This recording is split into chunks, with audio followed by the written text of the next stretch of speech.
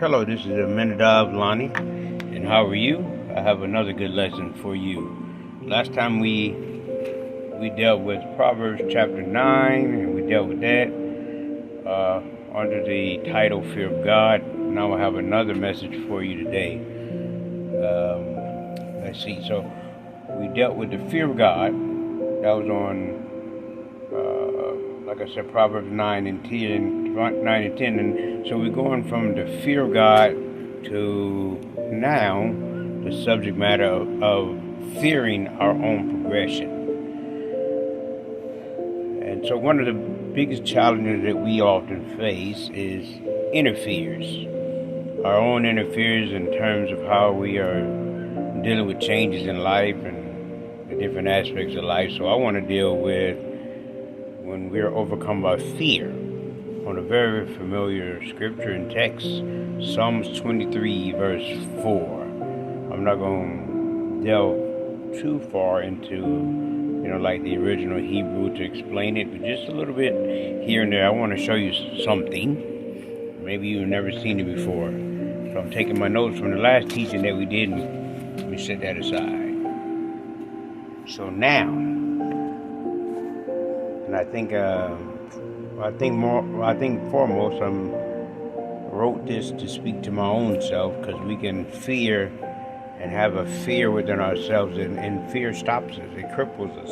I want to show you that from the text, and then I have some philosophic poems or quotations that I want to give to you, just so you can look at all things from every angle. So let's look at it from the English, and then let's pinpoint some Hebrew words that are signed with it. Right? I'm going to show you something that I believe you haven't seen before when it comes to the book of Psalms in chapter 23. I want to show you something that I think you haven't seen before.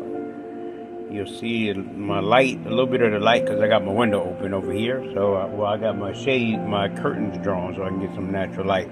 So it may interfere in terms of, I guess, seeing my full features or whatever of my full face. Anyway, let's go ahead. Fear in our own progression. How are we hindering and limiting our growth and limiting our own progression? We literally are stopping ourselves from moving forward, because fear and living in fear actually stops progression. It stops us from moving forward.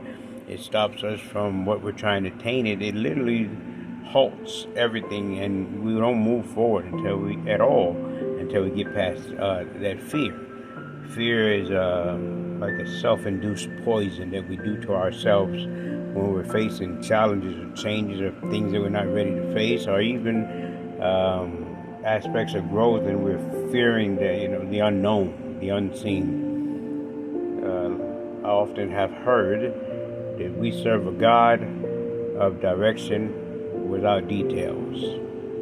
We know we're being led, and we know that we're being guided, but we don't always know all the details before us. Like, what's ahead? What are the things to look for, or the things to look out for? We don't always know that. So I want to show you something in Psalms 23 and 4. I know you haven't seen before, and something kind of new that will stand out to you, and I think you'll be able to apply it and implement it into your life, and certainly when you come back to this passage at some point in time, you'll see it in a new light. All right, so it says in English, and then I said I'm just going to do a few brief quotations from the original Hebrew, just so we can get a better definition, something a little bit more definitively, an explanation, because that's important. So it says in Psalms 23:4, even though I walk through the valley of shadow of death, I will fear no evil, for you are with me. Your rod and your staff, they comfort me. So we often have read that many, many, many times, right? But then we never ask ourselves, well, then what is the valley of death? What is this evil that I'm not fearing?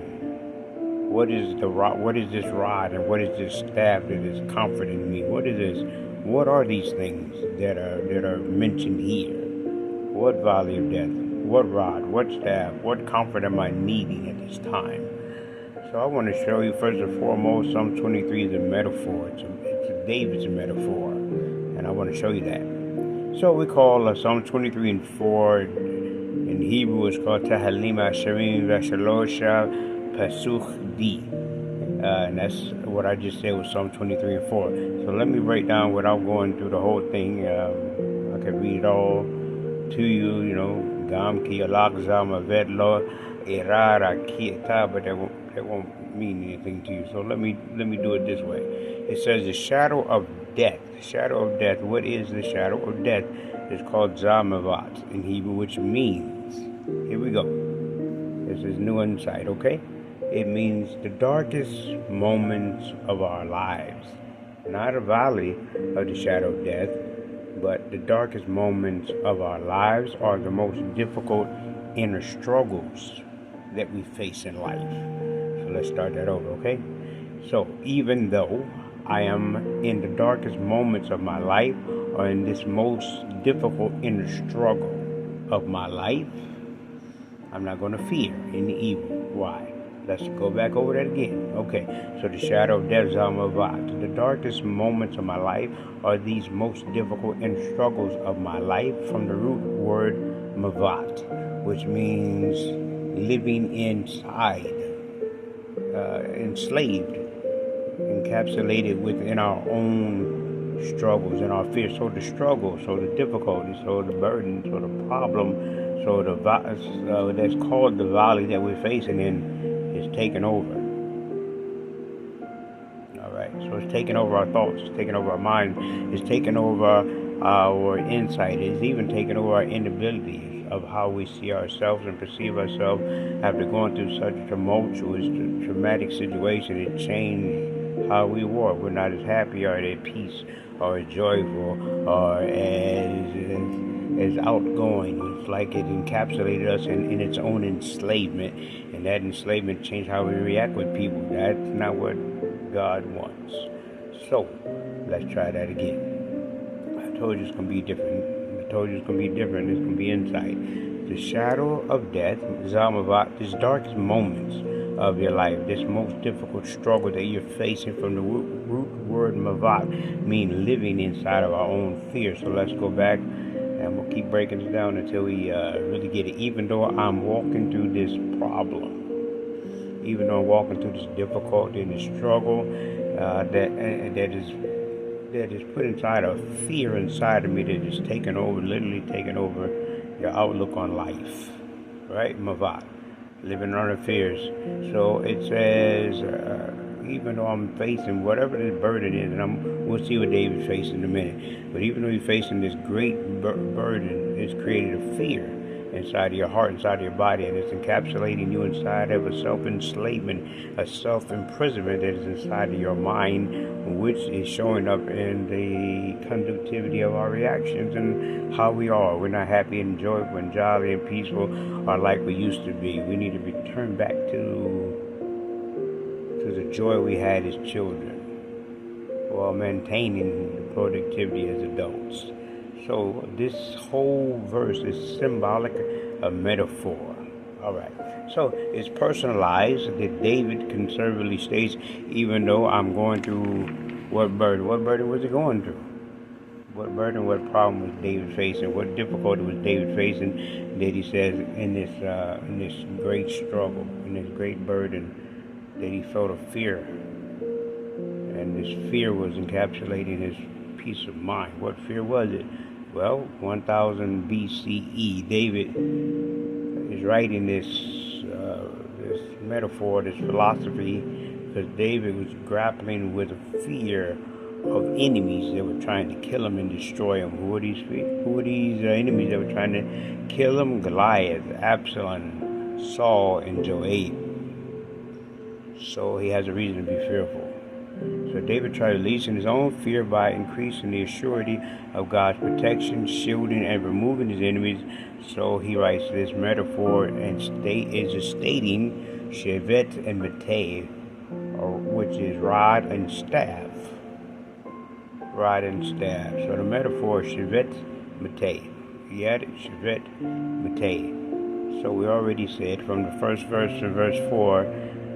The metaphor is stating he's in the middle of the most tumultuous, troublesome fear that he's ever had, that he's ever faced, because the enemies are on his track trying to kill him. So he has a reassurance that he has to create within himself on the basis of trusting God that this fear he is covered by God's protection, and that's what we're about to learn. So let's go back over that little verse again. He said, I'm in the midst of this struggle, in the midst of the most tumultuous difficulty I've ever faced, but he believes that God's Shevet Matei, rod and staff are there. So what is this rod and this staff? The shepherds would use a rod and a staff. Why? The first word Shevet means to guide. To guide. So it suggests that it is led for the sheep to go into the right direction, to go into the right path, which leads to the right provision. And the provision leads to the right direction, and the direction leads to the right path, and the right path leads to the right door, and the right door leads to the right gate. That is, the shepherd uses Shevat Matei only when the sheep are going in their own direction. All right. When they're getting off kilter into their own direction, then the shepherd uses the rod to put them back on the right path. Uses this staff. The staff and the rod are not the same. The rod is used to guide and bring back to the right path. The staff is used to defeat any enemies that arise. Okay, now let's bring it to the right correction here. So, the shepherd would use a rod when the sheep were going off outside of the path of direction to lead them back into the direction that they needed to go. And then in terms of wolves, in terms of enemies, there was a staff used to keep the sheep from being damaged and destroyed. Now the metaphor makes sense. So then, David is saying, even though he has these enemies, and that he has a sense of fear as human beings that we have within ourselves, that there's an assurity that he doesn't need to fear, knowing that God is there, who's directing and providing protection against any enemies that are arising. Wow. You see that now. So the provision and leads to direction leads to path leads to a door, and the door leads to a gate. The shepherd uses Shevet Matei only when the sheep are going in their own direction, when they are venturing in a way that is not for their own good, which is leading to a way that they made up in their own mind that they should go, but the end of that path, at the end of that direction, not of protection and shielding or blessings of God. It is of the person's own mind, their own validity to direct themselves into a danger that they don't see before them. All right. So God has provided a sense of protection, and guidance, which is governing. So then the rod is a nudging, as the Spirit does, to go back into proper alignment where we need to go. Okay.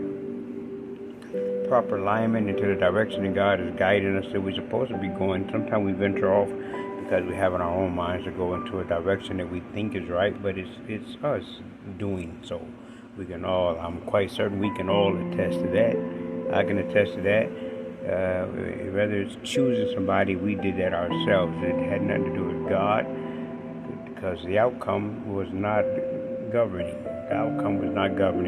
Or we can make decisions on all kinds of things, and the outcome will show us whether it was a directing force of God or if it was merely ourselves doing it of ourselves, because the outcome of doing it ourselves provides us with no governing.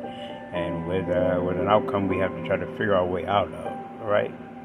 So that is why the sheep needed a staff and a rod.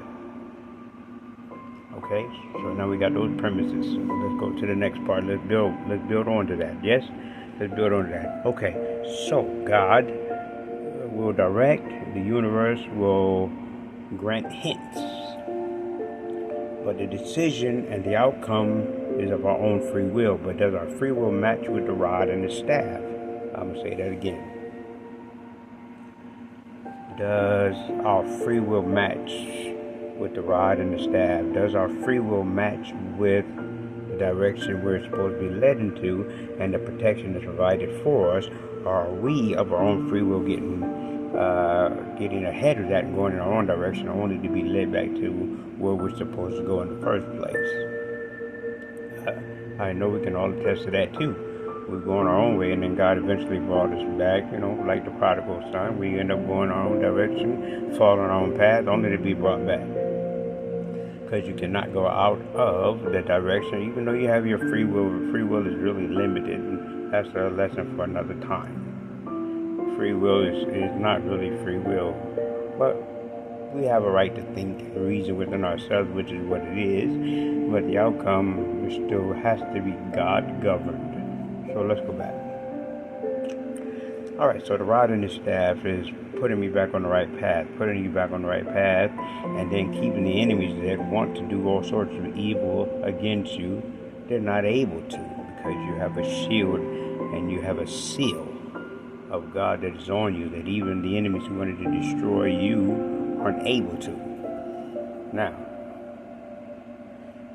remember the time when there was those who came against you, and they may have fought you, and they may have been able to hurt you or put some sort of hurt on you, and maybe you had to go to the hospital, maybe you were damaged, maybe you were bruised, but you were not destroyed. They can't. You're covered. So let's go on. All this in Psalms 23:4. You didn't see this like this before. So let's keep building. So, of our free will, we decide, but with that decision, if it's not in alignment, then we have to be redirected back.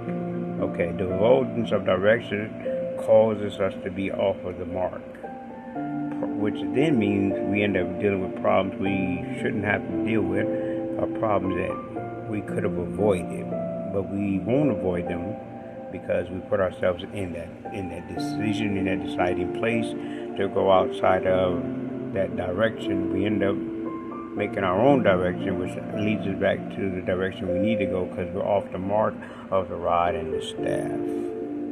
Divergence of direction, off the mark, which causes problems and detours. So, essentially, David is saying in this metaphor, even though he has these fears in the place of uncertainty, in this unknown and unforeseen destination, he was trusting God and trusting by not accepting his fears and removing his fears in the recognition that God, Spirit was with him. Identifying that this nudging, this redirection, this guiding, this rod, which then is this door, which is this opening, which is this suggestion, was his comfort from the letting go of his own inner fears. That's good. That's good. The rod was redirection, and the staff was for enemies to be defeated. So then, Machal, staff is translated. Staff, let me give you some more information. It's translated by Meshaednet, which means support, protection. So then the universe was guiding and protecting when your trust is matched with your obedience. When your trust is matched with your obedience, which then is your free will aligned to the direction and the order of God and his direction and his protection, is accepting within ourselves to be directed even in the unforeknown.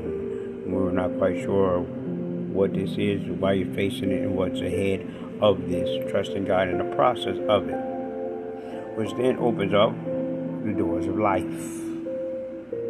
Okay, the doors of life. So then, fear is rejection of direction and guidance. So if we fear, we're not accepting direction. We're not accepting protection. We're not accepting to be led or to be driven by God. We're accepting to drive and lead ourselves. So if you keep fear, if you hold on to fear, then you're rejecting universal guidance, which then prohibits us from growing. The enemy is an opportunist. Evil is an opportunist. Going outside of direction is an opportunity for what?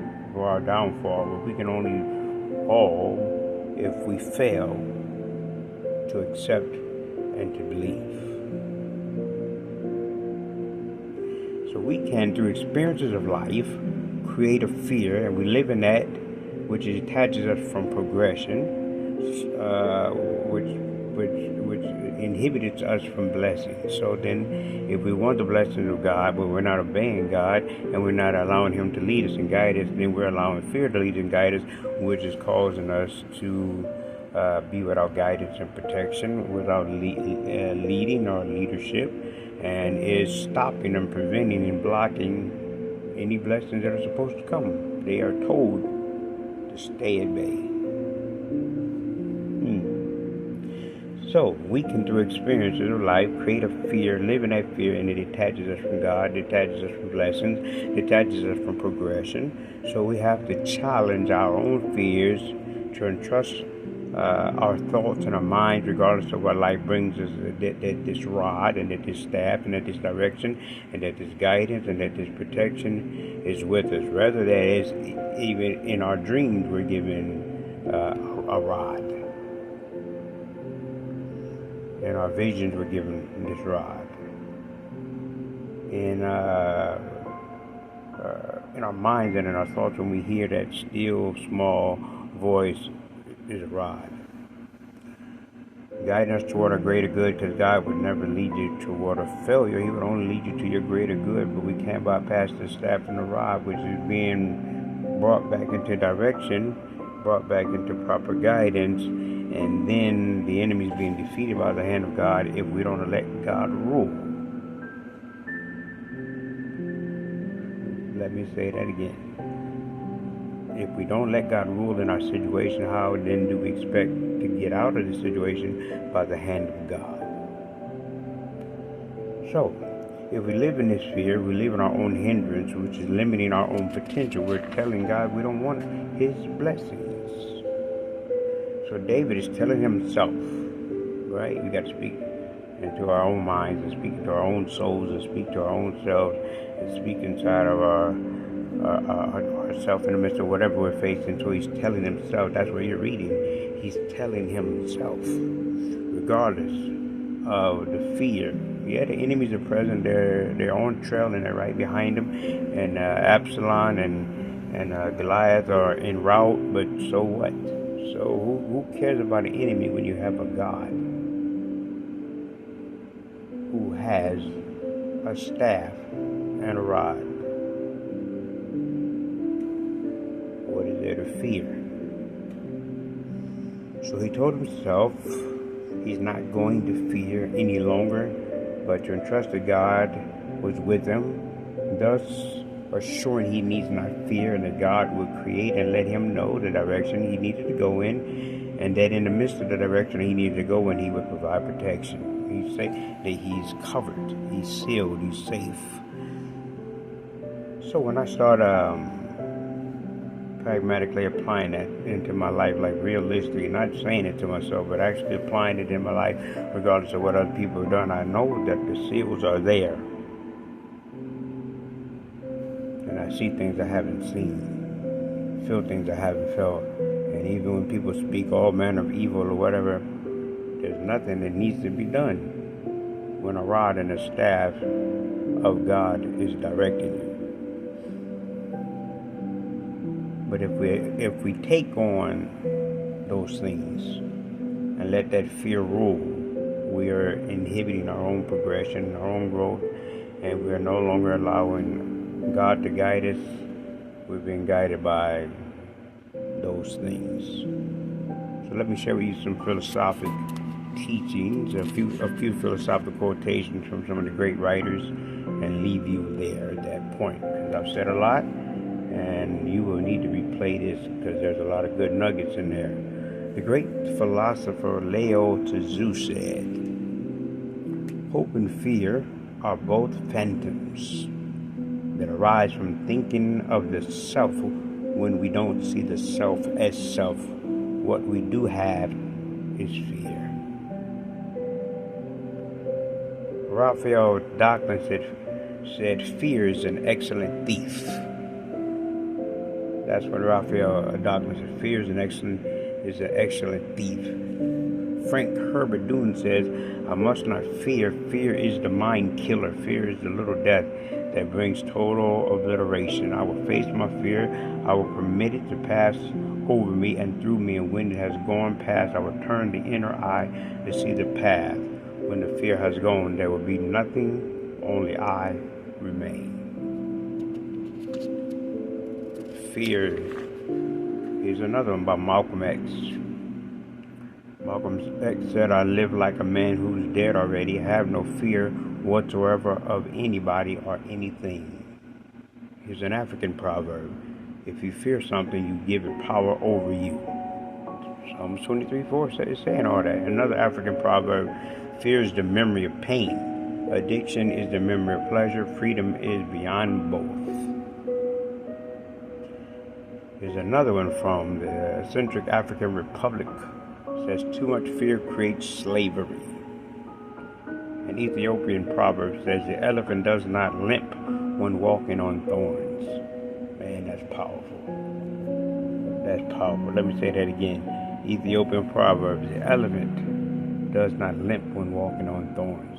Well, I love that. George Washington Carver said, "Fear of something is at the root of hate for others, and hate will eventually destroy the hater."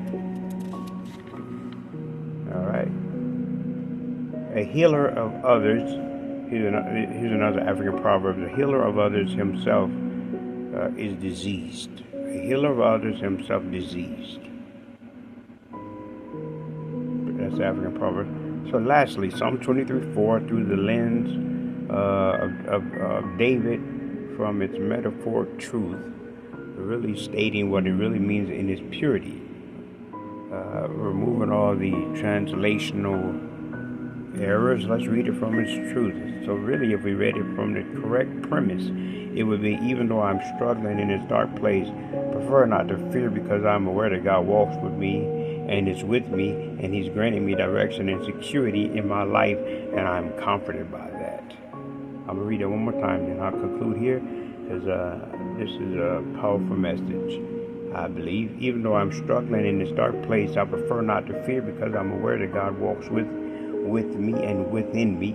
He grants me my direction and security in life, and I'm comforted by that." I hope you enjoy this message.